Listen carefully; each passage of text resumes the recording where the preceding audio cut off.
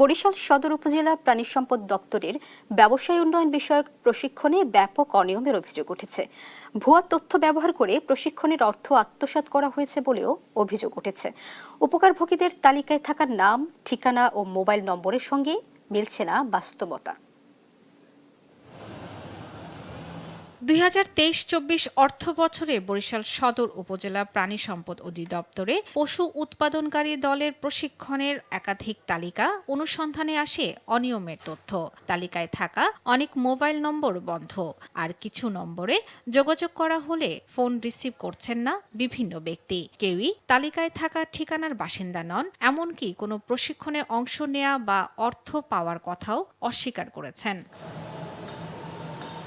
শুধু এটি নয়, আস্থাকাঠি ও দক্ষিণ চর আইচা এলাকার একাধিক প্রশিক্ষণের তালিকাতেও মিলেছে একই ধরনের গরমিল। উপকারভোগীদের নামের পাশে থাকা স্বাক্ষর নিয়েও উঠেছে প্রশ্ন। আপনি কি ওই যে কোনো ট্রেনিং পাইছেন ছাগল উৎপাদনের? না, এটা সারদা বেগমের নাম্বার না। আমি তো বললাম ভাই, আমার বাড়ি বরিশাল ইউনিভার্সিটি এখানে কর্ণকালী।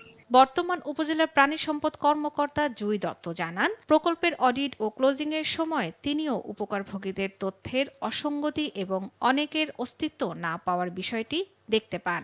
এই প্রজেক্টের যখন অডিট হয় তখন আমরা হয়েছে যে অনেক সময় ফিল্ডে গিয়ে যে আমরা এই উপকারভোগীর সন্ধান পাচ্ছি না, যে হ্যাঁ উপকারভোগী নেই, তাকে খুঁজেই পাওয়া যাচ্ছে না।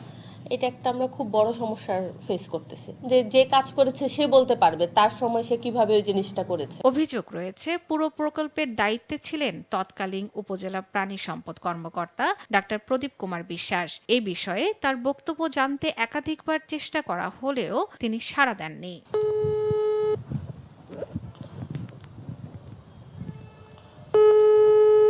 এদিকে জেলা প্রাণী সম্পদ কর্মকর্তা বলছেন, তালিকায় থাকা স্বাক্ষরগুলো একই হাতের লেখার বলে সন্দেহ হচ্ছে। বিষয়টি তদন্ত করে দায়ীদের বিরুদ্ধে ব্যবস্থা নেয়ার আশ্বাস দিয়েছেন তিনি। এটা তদন্ত করে দেখব এবং প্রয়োজনীয় যদি আমরা এর তদন্ত সাপেক্ষে যদি আমরা প্রমাণ পাই যে তাহলে অবশ্যই আইনগত বা বিভাগীয় তার বিরুদ্ধে ব্যবস্থা নেওয়া হবে। সচেতন মহলের দাবি, কোটি টাকার সরকারি প্রকল্পে এমন অনিয়ম বন্ধে দোষীদের চিহ্নিত করে কঠোর ব্যবস্থা নিতে হবে। শর্মিলা কেয়া, নিউজ ডেস্ক, দেশ টিভি।